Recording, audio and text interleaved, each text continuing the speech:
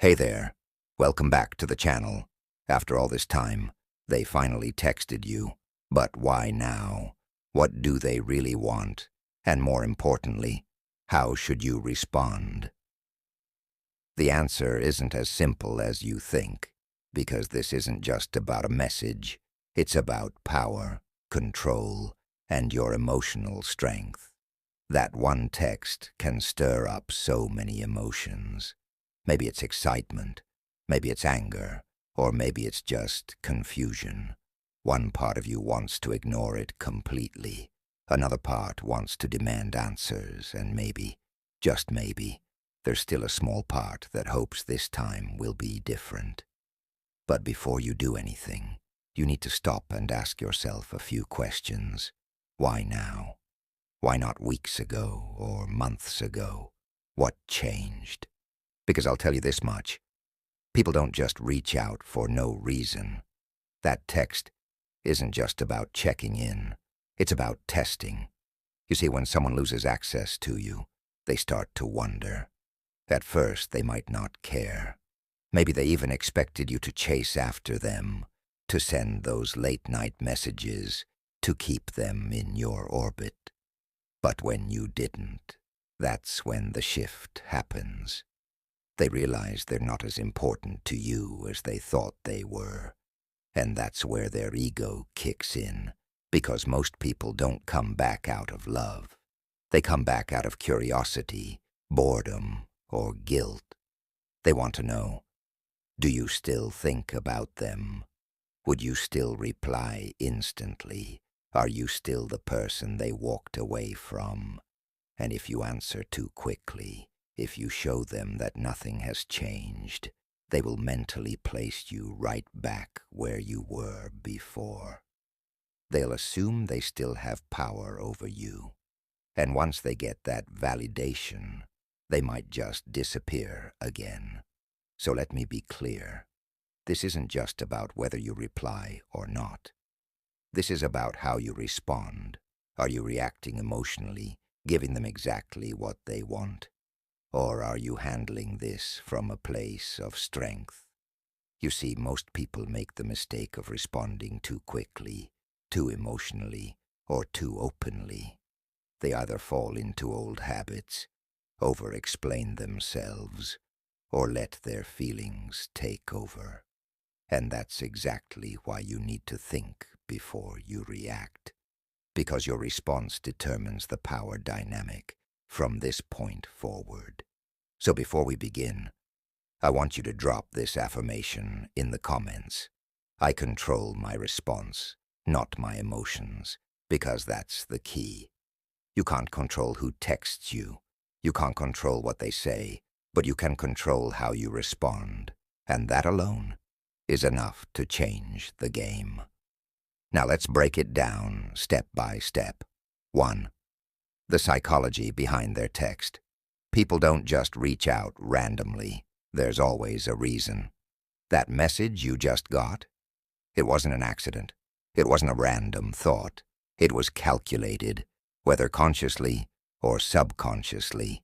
And the question you need to ask yourself isn't, why did they text? But what do they gain from texting me? Because let's be real, people don't check in just to be nice. There's something driving them, and most of the time it's not love. It's curiosity, regret, boredom, or ego. One of the biggest reasons they text is regret, but not always the kind you think. Sometimes they do realize what they lost. They look at their life and compare it to what they had with you. They remember the love, the support, the connection, and when they don't find that same depth with someone else, they start wondering if they made a mistake. But regret alone doesn't always mean change. Just because they miss you doesn't mean they deserve another chance. Then there's boredom, and this is a dangerous one. Some people text because they have nothing better to do. Maybe they saw an old picture. Maybe they had a bad day. Maybe they just want entertainment, and you are always a safe option. They're not reaching out because they care about you. They're reaching out because they want something to do. And the moment they get distracted by something else, they'll disappear again. Then comes ego. This is where it gets tricky. Some people don't want you back, but they don't want you to move on either. They don't love you, but they love knowing you still care. And nothing feeds an ego more than knowing someone is still waiting for them. When they text, they're not looking to reconnect. They're checking their grip on you. They want to see if they still have access, if they can still stir up your emotions, if they still hold power in your mind. And if you respond exactly how they expect, they get their answer. But the biggest reason, the one most people overlook, is silence. Silence creates mystery. The less they know about you, the more they wonder. And the more they wonder, the more they start questioning themselves. Do you still think about them? Have you moved on? Are you happier without them? That uncertainty eats away at them, and suddenly they text, not because they're ready to change, not because they truly care, but because not knowing is driving them crazy. And here's the most important thing to understand. Their message isn't about you. It's about them. They don't miss you. They miss knowing they had you. They don't want you back. They want the option of you back. So, before you reply, before you give them an inch of your energy, ask yourself, do they deserve access to me again? 2. The biggest mistake most people make. The moment that message pops up, something shifts inside you. Your heart races, your mind scrambles for meaning, and before you even think, your fingers are hovering over the keyboard, ready to respond. But stop. This is exactly what they want. They want to trigger an emotional reaction. They want proof that they still exist in your mind. And most importantly, they want to see if they still have power over you. The biggest mistake most people make is responding too quickly and too emotionally. The second you let emotions take over, you lose control. You might think you're being strong, but if you reply impulsively, you're handing them confirmation that they still affect you. And that's where the power shift begins. Most people fall into one of two traps. The first trap is over-explaining. You feel the need to justify yourself. You want them to understand how much you've changed, how much you've healed, how you're doing just fine without them. So you type out something like, "Hey, wow, it's been a long time. I've been thinking about you too. Hope you're doing okay." It sounds harmless, right? But here's the problem. It's exactly what they were fishing for. The moment you acknowledge that you've been thinking about them, you confirm their relevance in your life, and that's exactly what they wanted to know. The second trap is seeking closure. This one is tricky because it feels like the mature thing to do. You might ask, "Why are you texting me now?" Or, "What do you want?" But here's the harsh truth. People don't owe you closure, and most of the time they don't even have a real answer. They might give you some vague excuse like, "I was just thinking about you, but what does that actually mean?" Nothing. It's an empty statement designed to keep you emotionally hooked. This is where you need to apply Stoic wisdom. Marcus Aurelius once said, "The best revenge is not to be like your enemy." That means you don't play their game. You don't let their sudden reappearance drag you back into a cycle you already escaped from. You don't react with over-explanation or curiosity. You respond with control. So what should you do instead? You pause. You take a deep breath. You remind yourself that just because they reached out doesn't mean they deserve a response. And if you do choose to reply, you do it on your terms, not theirs. When you control your response, you control the dynamic, and that's the one thing they never expected. 3. What do they really want? Not all texts mean the same thing. While some might seem innocent, others are calculated attempts to see if you'll still bite. You might get a simple, "Hey," or "How have you been?" These aren't just casual questions. They're tests. They're fishing for a response to gauge your availability, your emotional state, and how much power they still hold over you. Let's break it down. A vague message like, "Hey" doesn't carry any substance. It's a tactic designed to spark curiosity and keep you guessing. Why now? What do they want from you? The kind of message that gets your mind racing. That's exactly what they're counting on. They want to see if they can pull you back into the cycle. But remember, this isn't a message of genuine interest. It's a breadcrumb, and it's not meant to lead anywhere productive. But what if the text is more emotional, like a lengthy apology or a heartfelt message about how much they've changed? Here's where you need to decode it carefully. Real remorse doesn't come in a single text. Real change is shown in actions over time. If someone truly regrets their behavior, they don't just shoot a quick message and assume everything is fixed. They show effort, accountability, and consistency. So, if you receive an emotional apology, ask yourself, is this about making me feel better? Or are they just trying to ease their own guilt? Often apologies are just damage control. They might want to clear their conscience, not necessarily repair the relationship. And if their behavior hasn't changed, that's a red flag. Another common scenario is when they suddenly want to catch up after a long period of silence. But when you look closely, they haven't actually put in any real effort. They didn't try to reach out when they were supposed to. They didn't check in or follow through when things were hard. Now, out of nowhere, they want to talk as if nothing ever happened. That's not genuine interest. That's boredom. When someone is truly interested in you, they don't wait until they're bored or lonely to reach out. They make a consistent effort. This is where you need to trust your instincts. Your job is not to overthink every word they send, trying to find some hidden meaning. Instead, your job is to observe their actions. Actions speak louder than words, and if their behavior doesn't match their message, you have your answer. Ask yourself, what do they really want? Are they reaching out because they miss you, or because they miss the comfort you provided? Are they hoping for a fresh start, or are they just testing the waters to see if you're still available when it suits them?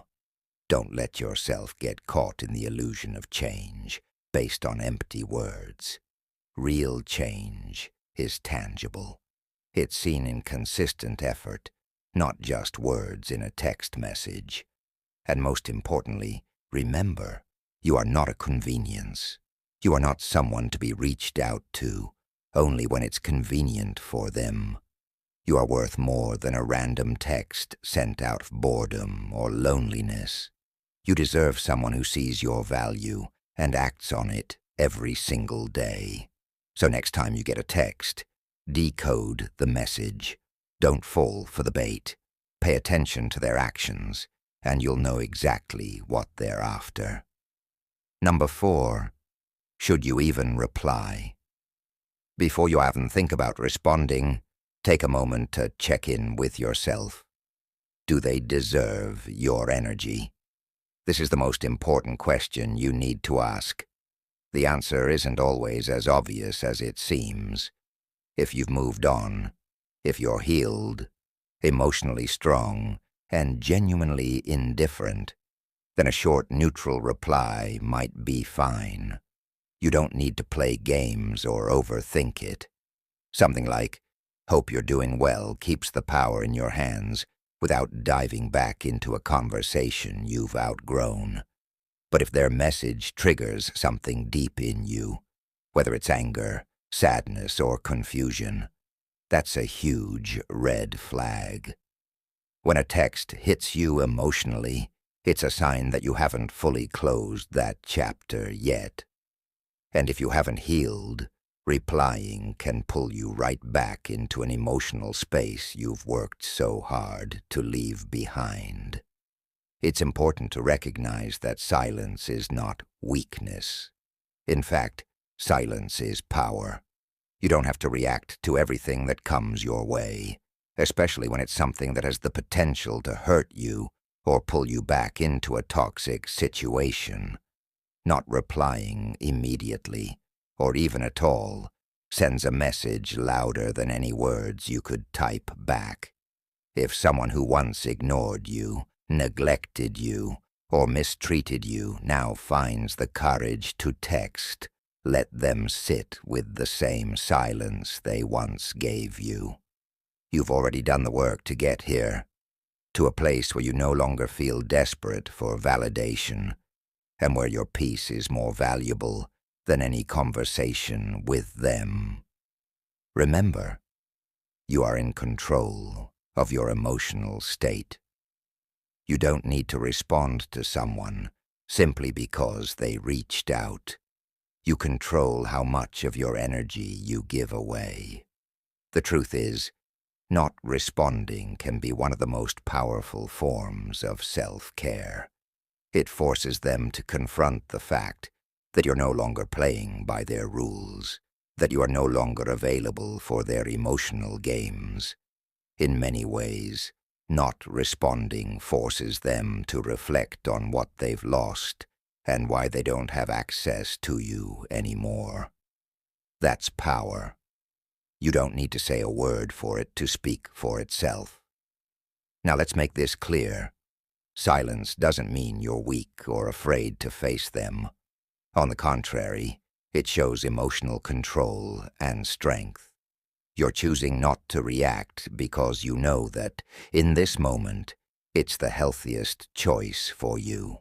It shows that you are no longer emotionally dependent on their approval or validation, and that's an incredibly empowering place to be. So, next time they text, don't rush to respond. Give yourself the gift of time and emotional control. Your silence may be the most powerful message you can send. Drop this affirmation in the comments. Silence is power. Number 5. The high-value response strategy. Let's say you've thought about it, and you've decided to reply. The key now is responding in a way that maintains your emotional control, keeps your self-respect intact, and reminds them of the person you've become. Here's how you do it. Keep it short, neutral, and detached. If they text you something emotional like, "I miss you," don't fall into the trap of responding with an emotional overload, like, "I miss you too," or "I've been thinking about you non-stop." That's what they're expecting, and it puts you back in a position of powerlessness. Instead, respond with something like, "Hope you're doing well." This keeps the conversation polite, acknowledges their message, but doesn't give anything away. You are not obligated to match their emotional intensity. Let's say you get a message like, "Why did you stop talking to me?" Or, "What happened between us?" It can be tempting to dive into a deep explanation or even seek closure. But high-value people don't beg for clarity. They don't chase answers. They wait, they watch, and they let others reveal themselves. If they truly want to understand what happened or why you pulled away, they need to do the work themselves. You don't owe them an explanation. You don't need to justify your actions or dive back into the past. You've moved forward, and your response should reflect that. The essence of high value is knowing your worth without needing constant validation. By keeping your responses short and neutral, you send the message that you're no longer emotionally dependent on them for answers or closure. You don't need to rehash the past because you're not looking for emotional fulfillment from them anymore. Your fulfillment comes from within. You owe yourself peace, not an emotional roller coaster. Now let's talk about the emotional impact of your response. By keeping things neutral, you also avoid giving them power over your emotions. When you respond with emotional detachment, you show that you've mastered your emotions and that their text doesn't control your day. You've learned to value yourself more than the need to explain yourself, and that's a huge sign of growth. It's easy to get caught up in the idea that you owe someone an explanation, or that you need to fix everything. But the truth is, you don't owe anyone anything but your own happiness.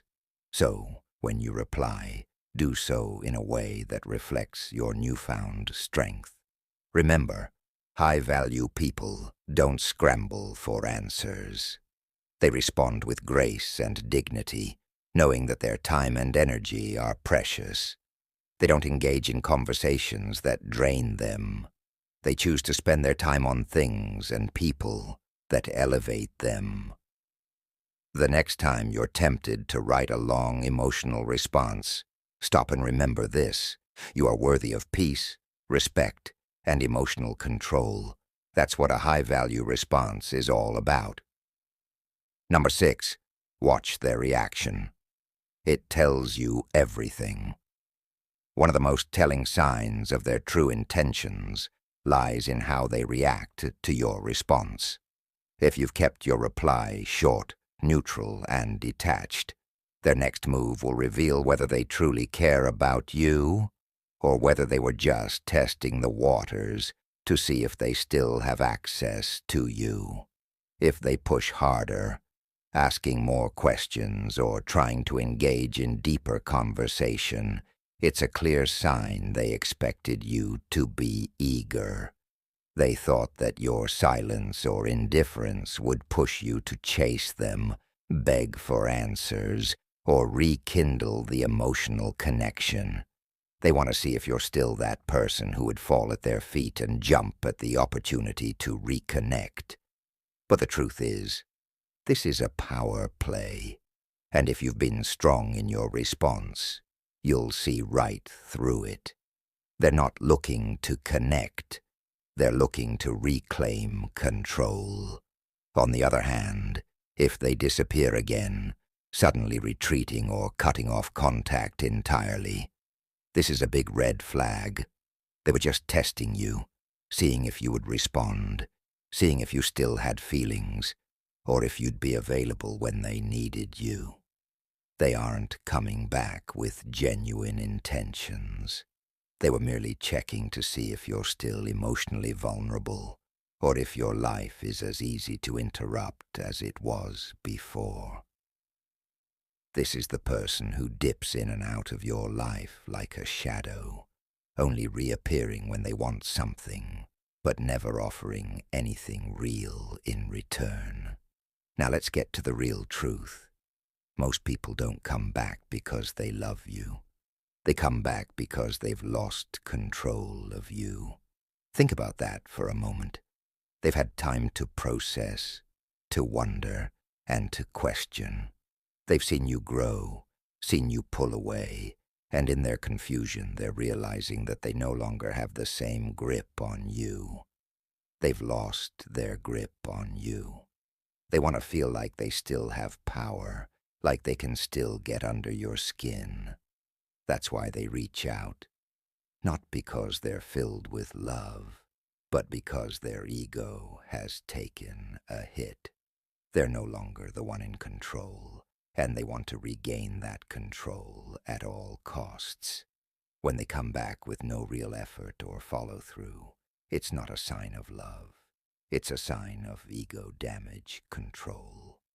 They miss the feeling of having you around.